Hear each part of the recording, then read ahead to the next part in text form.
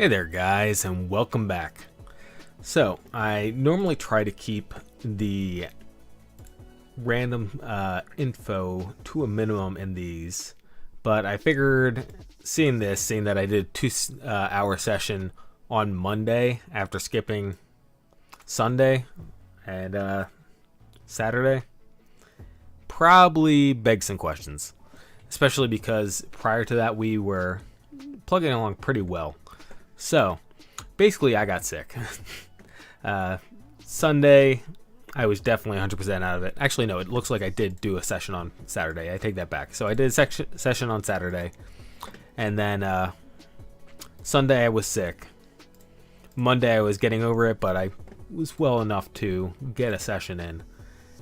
But not well enough to record afterwards. Normally, right after I finish the second session, I go live with these. As you've probably noticed if you've been following the timestamps. But anyway, that's what's happened. And frankly, there were some pretty obvious errors I came across when I revisited my code from Saturday. So chances are I was a little bit sick Saturday too. I know my throat definitely felt like it when I was recording, but... Alright, that is the last of the minor unrelated stuff that I will touch on. And now right into the code. So, as you can see, I guess the first thing we'll note here is that jobs is no more, and that's only because jobs got moved to colony.js. So, one of those things I had mentioned in a previous stream.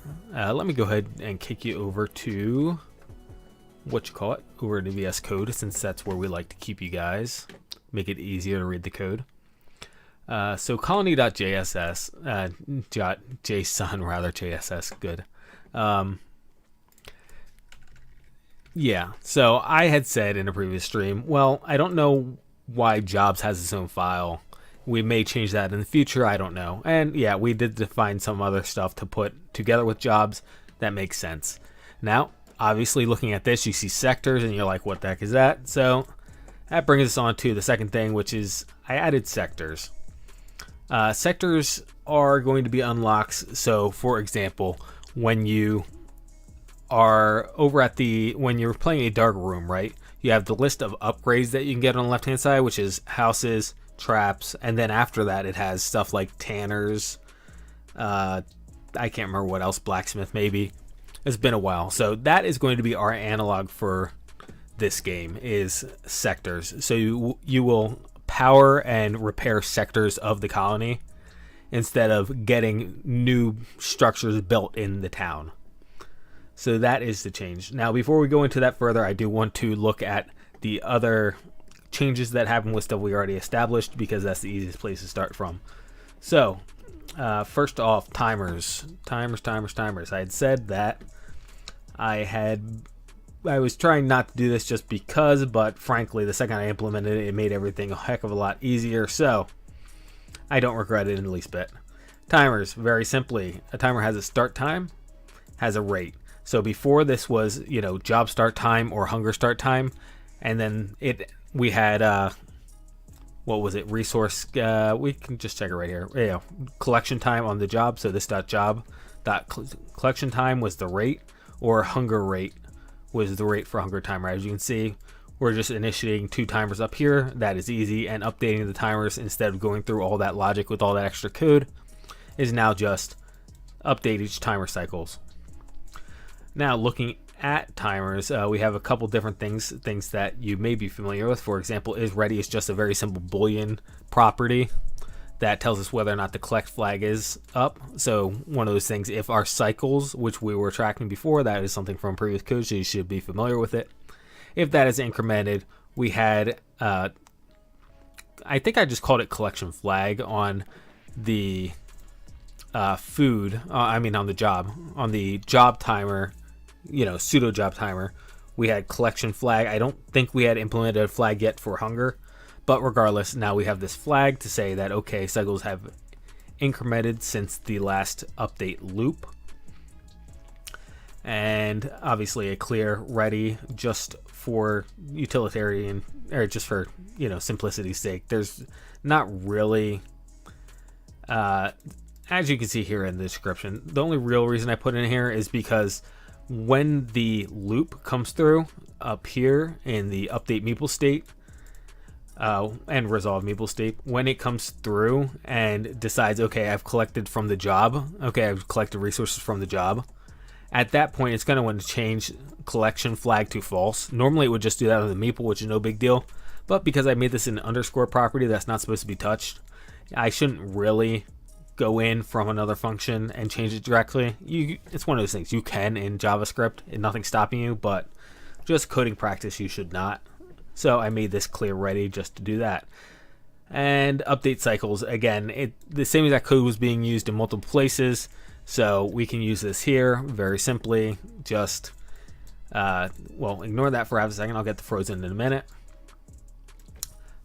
So cycles is obviously now my start time divided by rate. And the same exact thing for hunger. So this was job start time and collection job.collection rate right here, or hunger start time and hunger rate. Easy peasy, just collapsed all into one. And then if cycles, set the cycles and collection flag. Again, very easy. I will save this freeze unfreeze for just a second because, oh yeah, and then down here, get offset and set offset. The one change I made is right here with the freeze, but that's going to, again, be something I cover in just a minute, because that is going to come up when we talk about the resolve meeple code. So the resolve meeples was the next thing on the list. After we updated timers, then we need to actually collect resources from the meeples and check their hunger meters. So those were the two things that we needed to implement. And basically where the freeze comes in is right here. So if we read through this, all right, we've got a flag can collect, and that's just going to be because we need to check that the meeple has the required resources to produce a resource, and we're checking that at the end of the resource cycle instead of at the beginning. So instead of stopping a meeple from starting his job, we're going to stop a meeple from finishing his job if he doesn't have the resources to actually complete the job. We could change that and that will function differently, but for right now, that's how it's functioning. So for each meeple in our meeple list, we check if the job timer is ready. So if the collection flag is up in previous code, we reset the can collect to true just because that's the default state. And then for resource quantity in job required resources. Now this is something I changed in job required resources. So let's open that up really quick over here in job.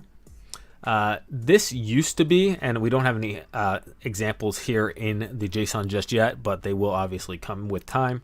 But this used to be an object, and my reasoning was you'd have the resource ID as the key and the quantity required as the value.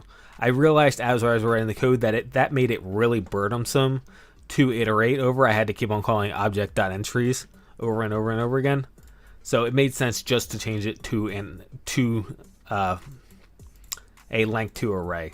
So each entry into the resources required array right here will be a length to array, which has 0 index of resource and first index as quantity.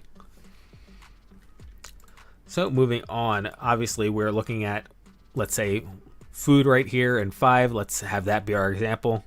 So if right here, this is all just type catching. This is all just making sure that we actually have the resource. So if this dot resources and resource ID. So again, food is 0 in theory. So if this dot resources 0th of array. So if we check that and that is not null, then we're good.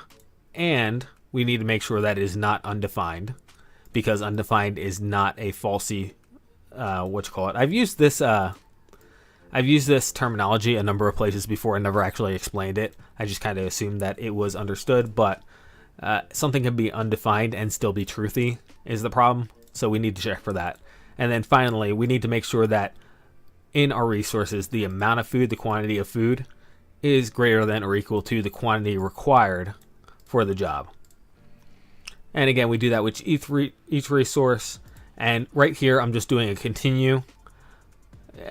You could do it other ways. You could rewrite this another way. This is just the fastest way to write it. So if it's good, if we're good, we continue, and the can collect flag stays true. Otherwise, the can collect flag turns false, and we break because it only takes us missing one resource to not complete the job. So there's no sense if the very first resource is missing, if we don't have enough on the very first resource to complete the job, it doesn't make sense to go through the rest of them. Just break and resolve.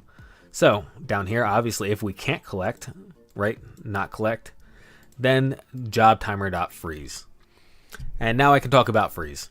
So basically, we have this job timer, and it's going to, if we don't do anything with it, it's going to keep on counting cycles. So if it takes us 5 minutes to get enough food in order to complete this job, then it's actually going to keep on accumulating cycles and upping the collection flag, setting the ready flag. So we don't want that.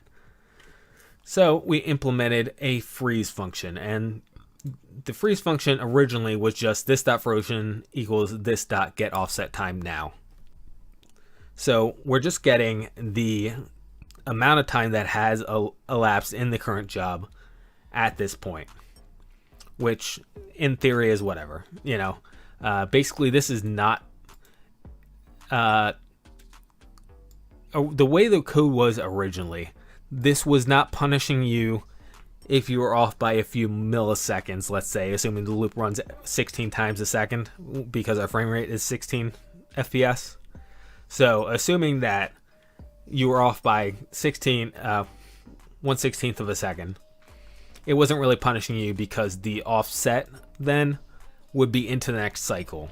So you'd be up to 16 milliseconds into the next job before you realized you couldn't complete the job you had just finished in the previous cycle. That's where this preserve variable comes in.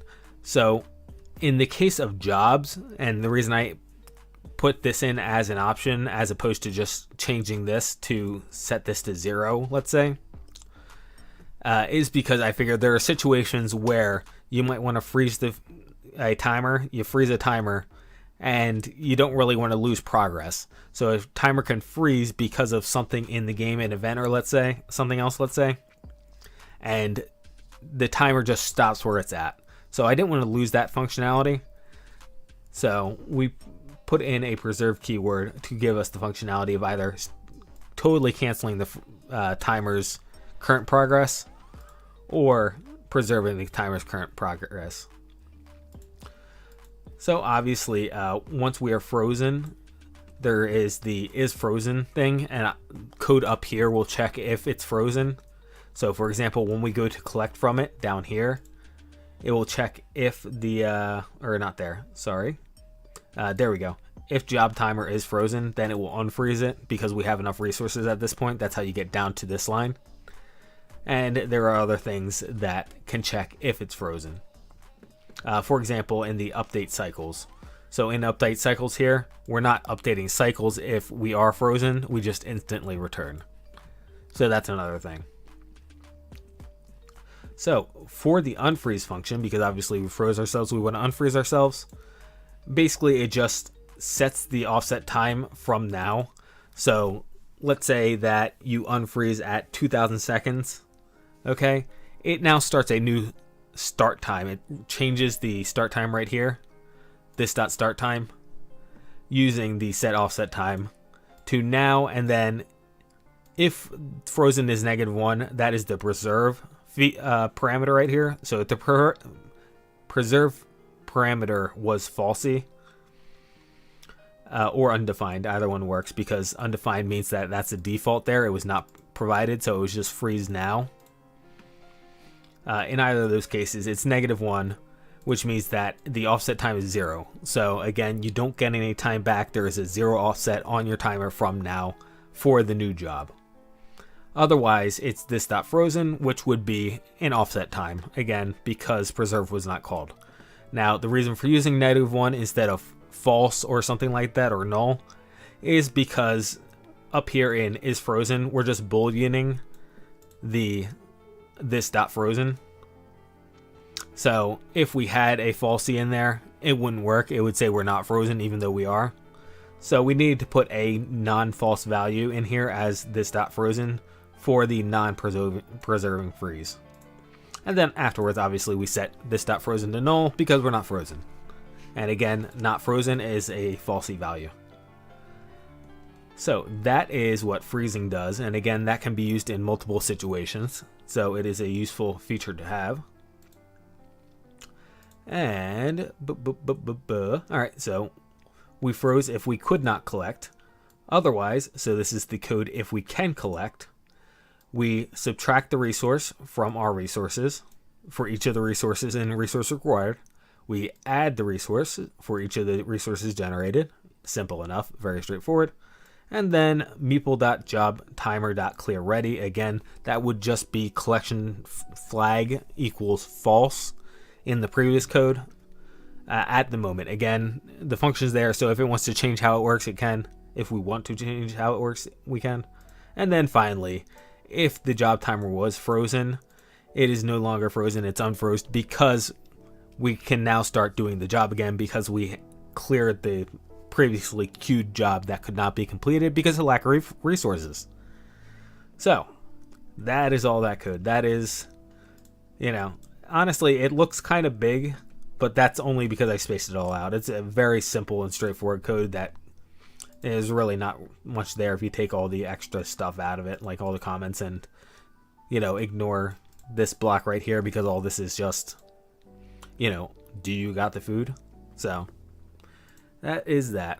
So next up, hunger timer is ready. Again, it's a timer, so we can just call it is ready on hunger, and that will calculate whether or not the meeple is hungry. Again, this dot resources 0 is going to be food. That's what we decided. We actually have food. It's not undefined. And we have a quantity, a positive, hopefully, quantity of food. We shouldn't ever have a negative quantity. I could change this to greater than or equal to. Or I'm sorry, we're in the negative case right now. I take it back. So this is not resources.quantity. And again, actually the same rules still apply. I could change this is less than or equal to 0. Quantity is less than or equal to 0. I am not, because I'm assuming that no resources should ever be negative. But it's one of those things, that's something that we just got to make sure does not happen during gameplay. So anyway, if it does not have food to eat, then it dies. We put it in the dead meeples, and then later on we'll take the dead meeples out of the meeples array. We are doing this now because we're iterating over meeples, and we don't want to pull meeples out while we're iterating because things can get a little hairy there. Otherwise, we feed the meeple by just removing one food out of the resources array. And then, as promised down here, for let meeple of this dot dead meeples, this dot meeples remove splice meeples index of meeple and one meeple. So that is how we remove the dead meeples, and we do return the dead meeples just in case. Right now we have no plans of using dead meeples aside from perhaps showing a message saying X meeples died. But in theory, in future, if we started saving statistics of meeples, we could do that. The next thing I want to mention, because it's come up and I've just kind of glossed over it, is that previously resources was an object. And it worked just like the jobs required resources and generated resources in colony.js. Resources required, or down here, sorry. Resources required, resources generated. It used to be an object like this. And actually, I got to update that. That is not good. I forgot to do that. So let's do that really quick. So there's that. There is that. And there's a comma. Or we don't need a comma because it is JSON. So yeah, all of this, again, changed to arrays to make our life easier. And that does not need to be quoted now. And that, and that. There we go. So now that these are arrays, in colony.resources, I'm actually just going to take each ID and put it into the array at that ID. So when you get an array, as you can see right here, this dot resources resource type.id equals resource. Okay, we're doing it this way. That way, all the resources are always in order. That's one benefit. Two, food is always at resource 0, the 0th index of the array, so that's easy enough. So I feel like I had a third reason when I was thinking about it, but I can't think of it right now. Basically, the one negative part about this is that we do have to make sure when we're going into the resource that we are actually looking at objects and not undefined or nulls, because obviously if we have this.resources, it initializes as an array, and then we put something at 100, then we actually have 99 blanks, well actually 100 blanks, and then the 100th index, which is, again, we're 0 indexed in JavaScript, so that's actually the 101st item, 101st item rather. So we do have to be a little bit careful, but again, this adds several benefits, so that is why we're doing it here. So even though this may result in holes in the resources array, it will just code around that and deal with the fallout from that, because again, benefits outweigh. So now that was a lot of code that was very easy for me to go over. So now I have to go ahead and check the GitHub.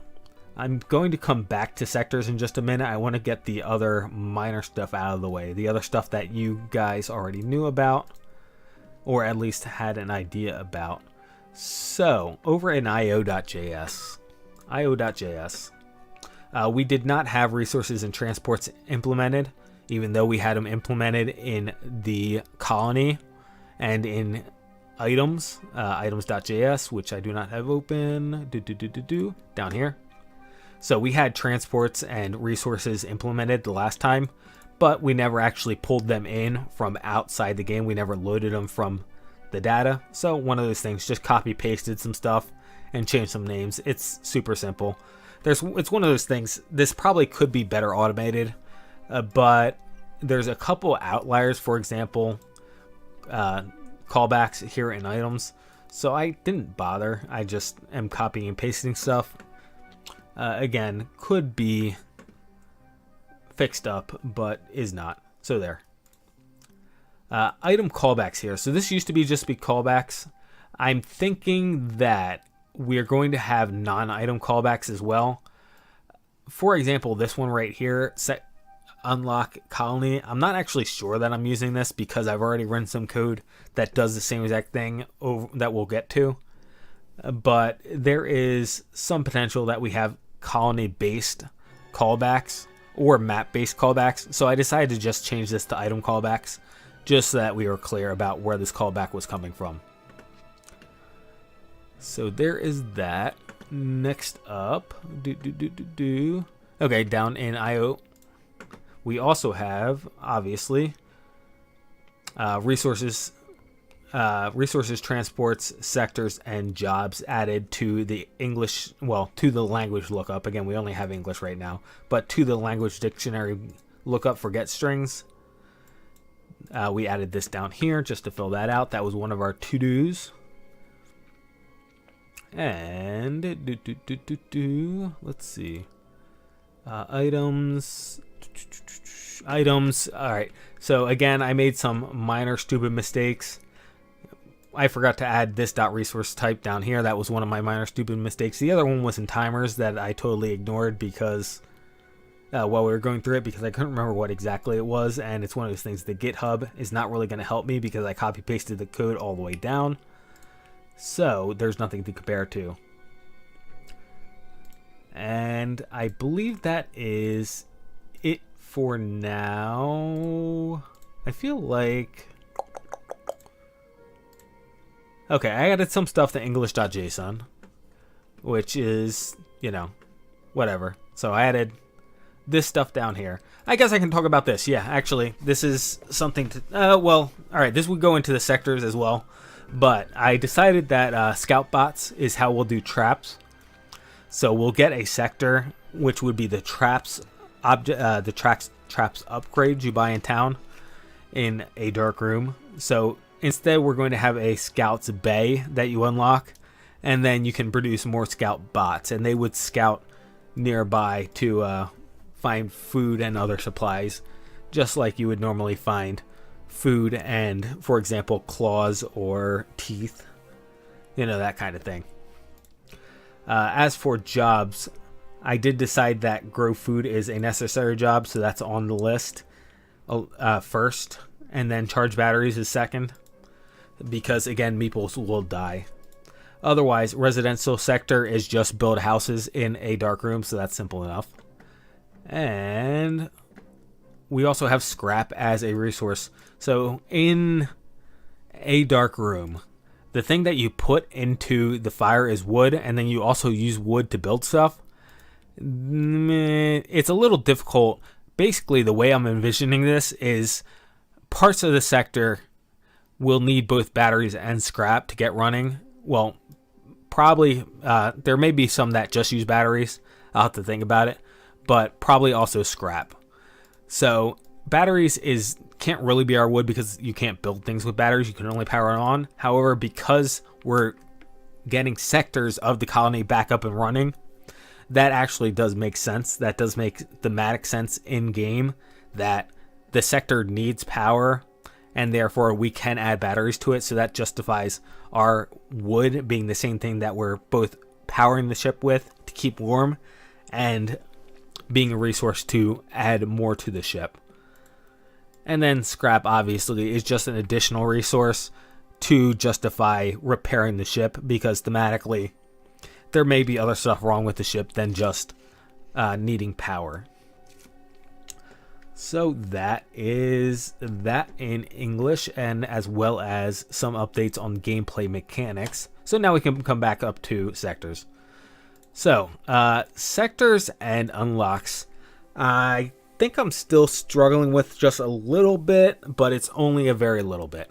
So again, sectors are the stuff that you buy to improve your town. They aren't necessarily equipment, but beyond. So that being said, if we go into colony.json, right, you can see here that right here. So we have a few different sectors here, right? And this first one is the housing, okay? And as you can see, it doesn't really do anything. The second one is the bot bay, and that has a prerequisite of the engineers. So as of an engineer, so at the start of a dark room, the person who you allow into your house to warm up, they teach you how to make traps. So this is going to be the same thing. You're going to get an engineer on board that can start building scout bots. First off, bring the scout bot bay up online and then start building scout bots. And then similarly, I believe you get a blacksmith later on that allows you to build a blacksmithery or something like that, or maybe a tanner, etc. So again, we can have a farmer show up on the colony, and then the farmer is a prerequisite in order to get the agricultural sector, and that also raises the agriculture flags. Flags is obviously because you can raise more than one, but it only raises the agriculture flag. There we go. And as you can see down here, to get food, you need to gather food as a job. You need the agriculture flag. So that's how flags, the unlock flags, and the sectors are interplaying right now. So you'll get the engineer, which will let you get scout bots. The scout bots will then get you some amount of food, but it's probably going to be very limited at the beginning, is my idea. So then, after a little bit of time, you'll get a farmer joins the colony, just like you get the tanner or whatever join the colony later on. And then that would let you get the agriculture sector, which I haven't written down here, but once you get the agriculture sector, that puts this unlock flag in here. And then that unlock flag allows your meeples to take the gather food job. So that's how that all interplays. That's something that I had to spend a bit of time thinking about, and therefore did not get much more done in the second hour that I was doing. Now, granted, again, it was Monday. I was still a little bit under the weather, So, wasn't completely focused in the second hour. I actually did extremely well in the first hour. I was surprised, but by the time the second hour came along, I started to lose focus a little bit.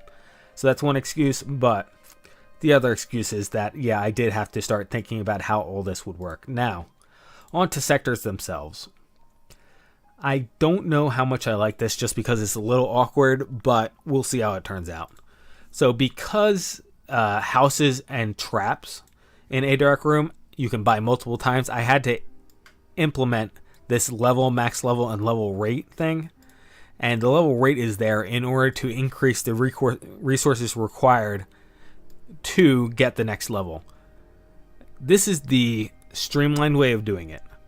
The alternative, easier to tweak way of doing this is that instead of having this level rate, resources required in the colony.json, so this instead ends up being nested arrays. So this would be level 1 right here, and then we would have level 2 requires resource 1, 20, and then resource 2, 10, and we can even do something like adding additional resources, right? So that is a possibility. That allows for more tweaking, like I said, more fine-tuning, tweaking. But for right now, we're keeping it streamlined. So instead of doing that, there we go. So instead of doing that, we're going to take our base resources required, and then we're just going to multiply them by the level rate. So, for example, at level 1, to get level 1 rather, so at level 0 to get level 1, it would be the resource quantity, and this is just per resource. We're adding this onto a list and then returning the list in calculate resource requirements, because resources again are, I'm saying list, arrays, I'm a Python guy, because again we are keeping resources in arrays at this point. So anyway, the quantity for that resource at level 0 would be quantity, and then this dot level, which would be 0, times the level rate, which could be 1,000,000, times quantity is always going to be 0 because there's a 0 in there. So it's always just that baseline quantity at level 0 to get the level 1. But to go from level 1 to level 2, now it's that quantity times the level rate, or level times the level rate rather, times the quantity. So let's say this was 10, okay, and our level rate was 0.25. Or let's say 0.2 because that's easier, right? So level is 1 times 0.2 is 0.2 times 10 is 2. So this would be 10 plus 2. So to get from level 1 to level 2 is 12 now instead of 10.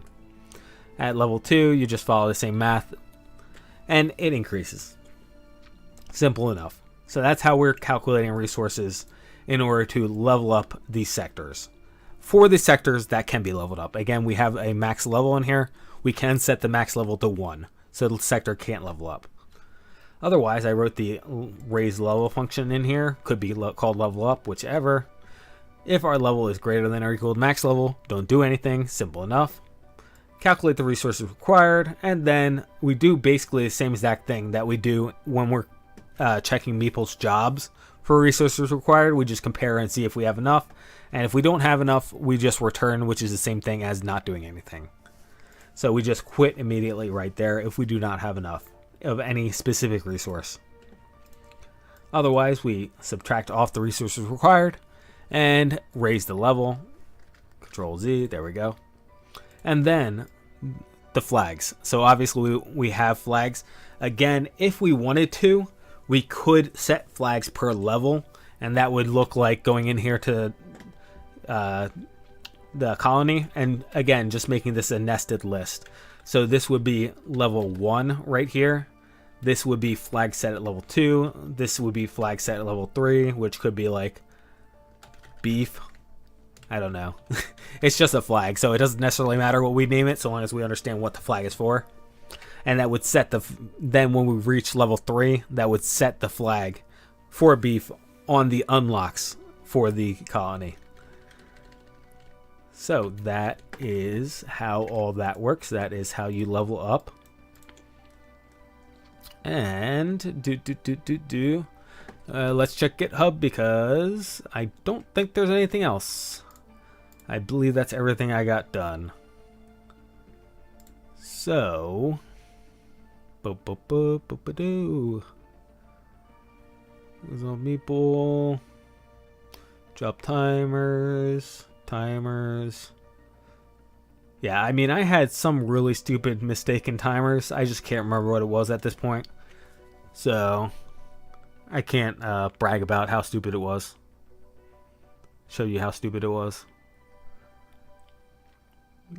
I wonder if it was in get offset time. Alright, nothing in there. Alright, yeah, I'm pretty sure that looks like that's everything. So, there you have it. Did our first 2-hour session instead of 2 1-hour sessions. Again, just to catch up because I lost Sunday, which one of those things, the weekends are my days to get a lot of work done. Lost Sunday, wanted to get caught up. And then didn't get to do the stream for it, the recap stream, because again, I was still a little bit sick. So, regardless, thank you guys for hanging out with me. Hope that this you're enjoying what you're seeing here. I'm definitely making progress, as I keep on saying. One of those things, obviously, day off, whatever. But the progress we are making is meaningful, so that is good. And beyond that, and I've got nothing else to say, because you should remember from last time how our progress is intended to go. So you should know what we're expecting to do in the next stream. And if you don't remember, then you should go rewatch the previous video. Regardless, thank you guys for watching if you have been, and I hope you have a great and wonderful day, afternoon, or evening, wherever you're at in the world. And I will catch you next time.